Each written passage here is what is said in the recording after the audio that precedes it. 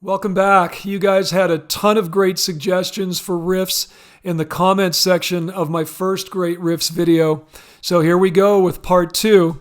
And before we get started, I'm going to quickly put up a list of the ones I covered last time, just so everyone's up to speed. So check that out and enjoy.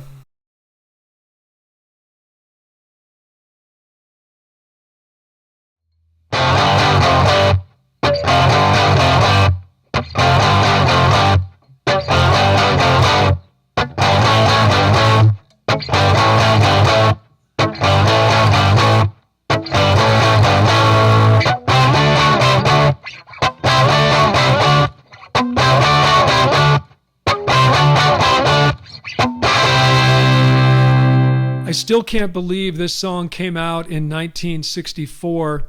It sounds so much more late 60s to me. It's an early example of garage rock, punk rock, and heavy metal all at the same time. That said, the riff is very simple, a mix of power chords and bar chords. We start with some power chords, F to G, right? Eventually moving up a whole step, G to A, and then finally they move up a perfect fourth to C and D. And at this point, Kinks guitarist Dave Davies is using full bar chords rather than power chords. It's a great sound, very 60s. I don't think you'd be as likely to hear that today. Then a little hold on a C chord for a while, and that's very cool because C is the fifth of our original starting point, F. So we're ready to do it again. This riff was given new life in 1978 when Van Halen covered You Really Got Me and released it as the first single from their debut album. In the Kinks original, Dave Davies plays what we call a pickup note, which means that he doesn't actually start playing on the one beat of a measure, but he starts on the final and of an incomplete measure. See if you can hear it. 1 and 2 and 3 and 4 and 1 and 2 and 3 and 4 and 1 and 2 and. In the Van Halen version, Eddie dispenses with the pickup note and starts right on the 1. Now there's a key change too. Eddie's playing in the A position, but Van Halen tuned down a half step, so it's actually an A flat. 1 and 2 and 3 and 4 and 1 and 2 and 3 and 4 and 1 and 2 and 3 and 4. But then when the rest of the band comes in, they shift into Kinks mode and they are doing the pickup note.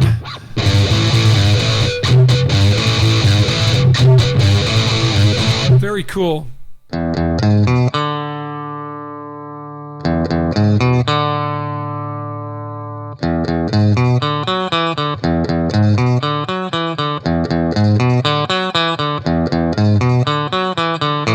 Released just days after You Really Got Me, everything about the Pretty Woman riff is designed to create musical tension and excitement. The song itself is in the key of A major, but they begin the tune in the 5 chord of E, and so the riff is E mixolydian and contains all the key tones that would be indicative of that mode. Root, major third, and flatted 7th. I love how the song starts with a great little musical tease. He plays halfway through the riff and halfway through the bar and then stops. And the note he stops on is the flatted 7th. That's the ultimate note for leaving you wanting more. Check it out. And again. And then finally we get the payoff with the full riff.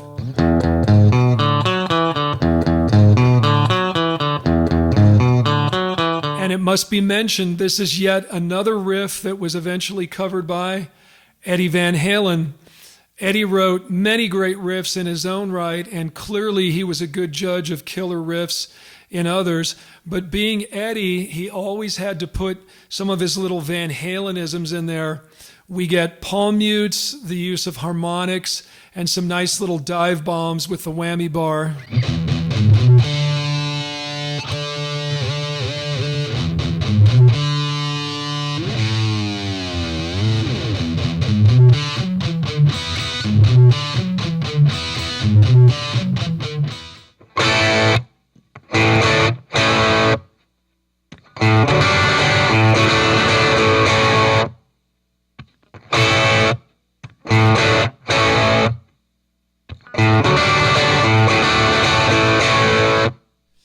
three guitarist Paul Kossoff is definitely not one of the better known players on this list, but All Right Now is a riff that stands with the best of them.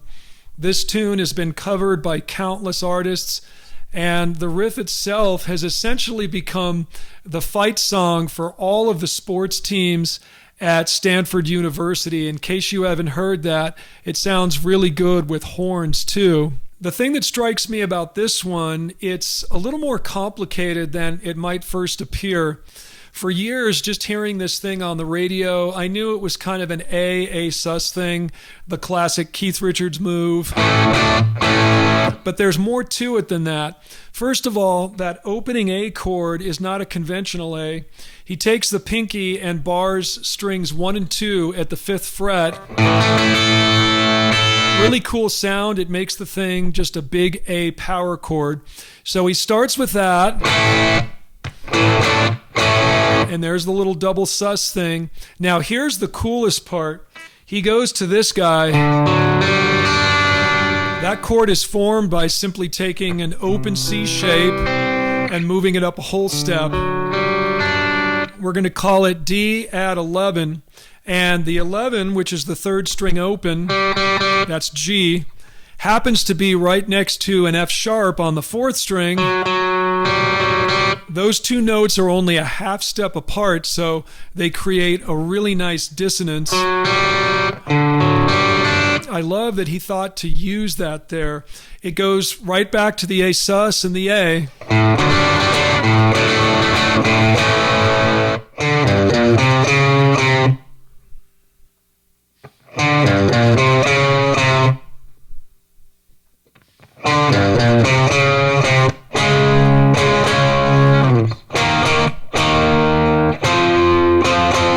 Aqualung is certainly one of the most ominous rock guitar riffs ever created, and that's due primarily, I think, to the use of the flatted 5th, which always produces that effect.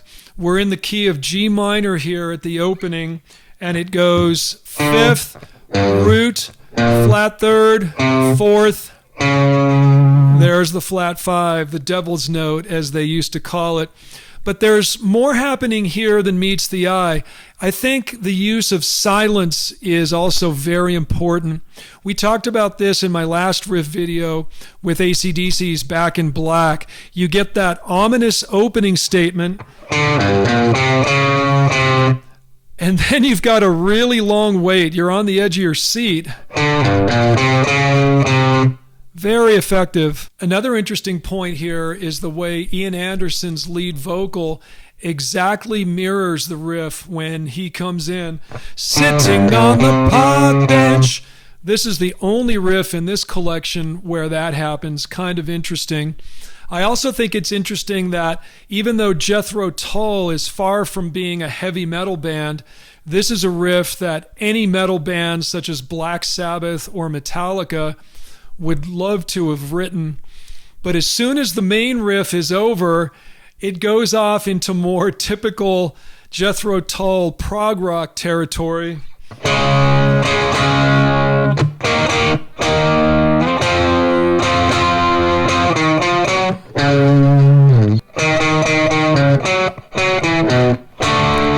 I think a lot of people would swear that that bit is in some odd time signature or collection of time signatures, but it's actually got a steady 4/4 going underneath.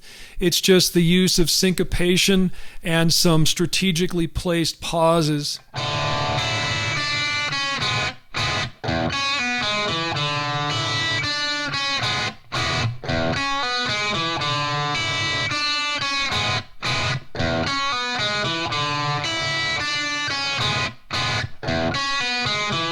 I guess we could call this the glam rock entry on the list.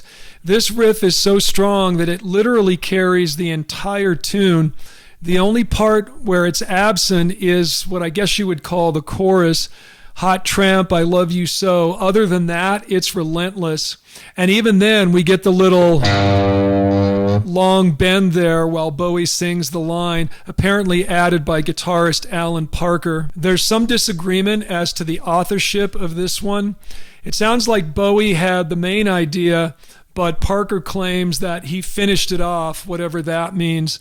At any rate, the initial inspiration was Bowie's. He wanted it to sound like the Stones. He was actually quoted as saying he wrote it to piss off Mick. It's based around a simple D add 9 to E progression. Lots of nice ringing open strings. I think beginning guitarists would tend to play it a bit too staccato.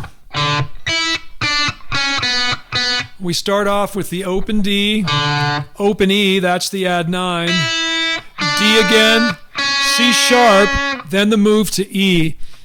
He plays 2 or 3 strings here, G sharp, B, maybe the open E, and I love the little descending pull-off bit here. The C sharp here is a 6, that's a nice addition.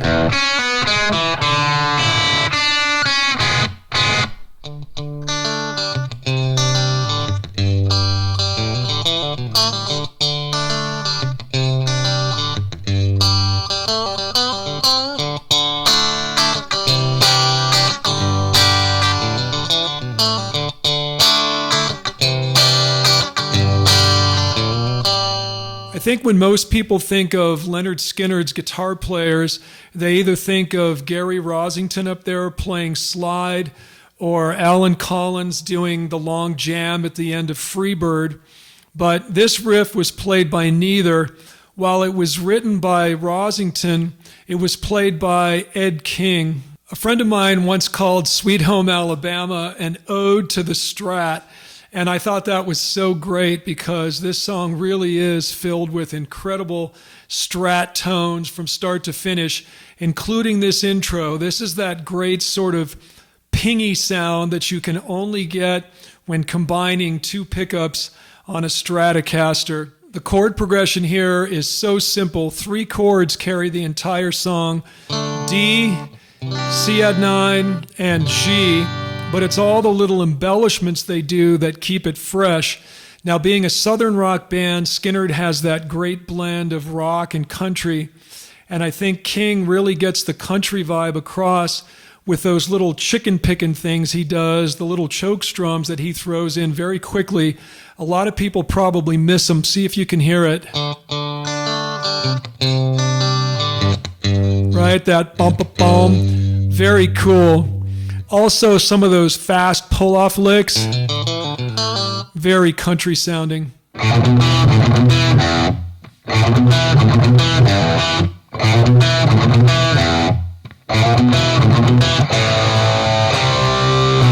The genesis of Walk This Way apparently occurred during an Aerosmith sound check. Joe Perry says he was messing around with riffs and thinking about a group called the Meters, who guitar hero Jeff Beck had turned him on to. Perry said he admired the Meters' funky Louisiana style and wanted to write something similar. So he asked Aerosmith drummer Joey Kramer to lay down a funky groove, and Perry claims the riff just came right off his fingers. The main riff is in E minor, and it's another one of those great flat 5 riffs. But unlike, say, Jethro Tull, who uses the flat 5 for that sort of diabolical sound, here it's just a quick passing note in between the 4 and the perfect 5th, so it sounds more bluesy. There it is. There's a great key change, though. When the riff is finished, the verse is in C. And like so many of these tunes we're discussing, there's often more than one great riff. I love what he does in the verse, a great variation on a blues shuffle.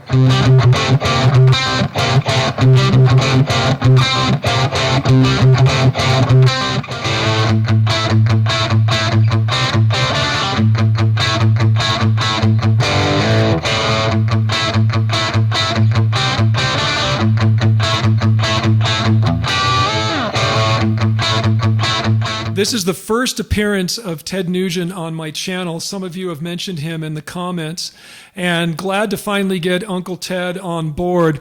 And I was just thinking, people forget how huge this guy was in the mid to late 70s. Here's a guy that would play festivals with bands like AC/DC, Aerosmith, and Van Halen, and Ted would be the headliner. This is a classic A minor riff that's all about two main factors. Number one, the insistent palm muted A pedal tone and the rhythm. Nugent once described how he wrote this song on a Joe Rogan podcast episode. I'll never describe it as colorfully as Ted does, but it's worth a viewing. The main inspiration was Bo Diddley, who Ted admired when he was younger. Diddley was a guy who could take one chord and keep it interesting through all the rhythmic variations that he would employ.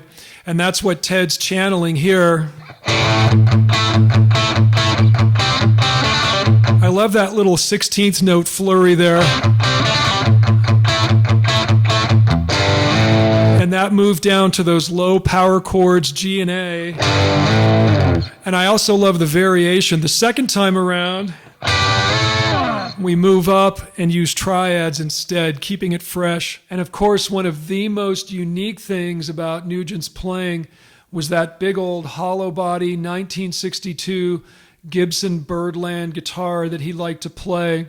It certainly set his tone apart from so many of the rock guys who were using Les Pauls and Stratocasters.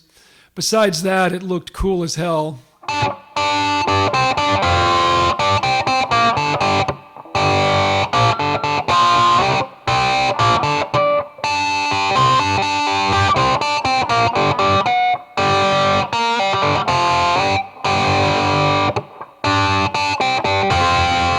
Money for Nothing is certainly one of the most memorable riffs of the 1980s, and I think its effectiveness begins even before it starts, if that makes any sense. That long, slow buildup, it's 35 seconds into the track before we actually get the riff. The kind of swirling synth sounds, the I Want My MTV sting on the vocal there. I think a lot of people still don't realize that's him. It builds and builds. We even get Knopfler, little hints of guitar, almost sounds like he's warming up, noodling around, the drums, da-da-da-da-da, da-da-da-da-da. And so when we finally hit that riff, it sounds incredible.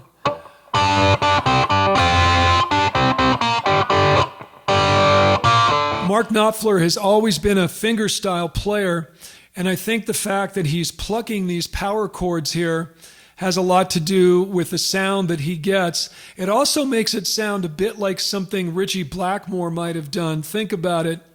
Another thing I really love about this riff is its quirkiness, like those little high-pitched harmonics he pops in around the 4th and 5th fret every once in a while.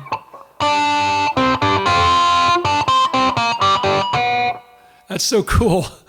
But the most important thing, if you want to cop Knopfler's tone here, is he uses a wah pedal. Now you might say, wait a minute, I don't hear a wah pedal. When we think of that effect, of course we imagine somebody working it with the foot to get that wow, wow, wow sound.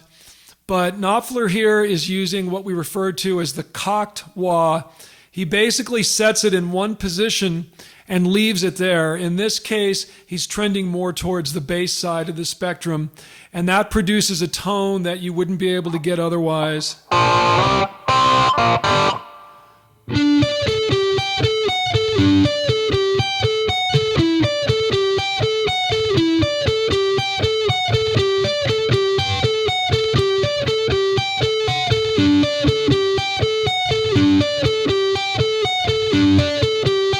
Guns N' Roses lead guitarist Slash claims that this riff started out as nothing more than a warm-up exercise, and I think that sounds plausible. It does have a sort of relentless mathematical quality to it that you might expect from an exercise. There's really no rhythmic variation here. It's straight up eighth notes all the way, and the only melodic variation comes at the start of every third measure. He changes the first note of the phrase. So we start with D at the beginning.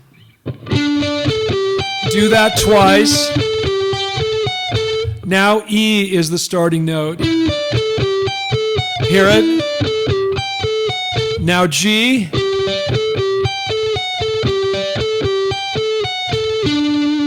And that's enough to keep it interesting. By the way, he's actually tuned down a half step. So when I say D and E, for example, on the recording, it's actually D flat and E flat, but I just kept my guitar in standard tuning and called out the notes as such. Slash's tone here is so warm and beautiful. It's that great neck pickup sound on his Les Paul that he likes to use so much more than most rock guitar players. I love when they go into the chorus. The melodic structure of the riff changes to follow the new chords of A and C.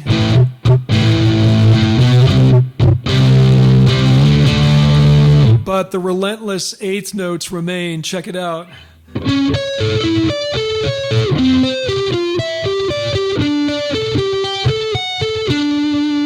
Guns N' Roses is generally known as more of a sort of nasty hard rock band, but this riff has a sweet, joyful quality that gave it mass appeal. The song has over 1 billion streams on Spotify, and among the younger demographic, it may very well be the most recognizable riff on this list. That's it for now. Thanks for watching to the end. I'm sure I'll be doing more riff videos in the future, so let me know which ones you guys like. Thanks again to those of you who have been making financial contributions via Buy Me a Coffee, PayPal, Venmo, and Zelle. Definitely makes me feel appreciated. So thanks again, and we'll see you next time.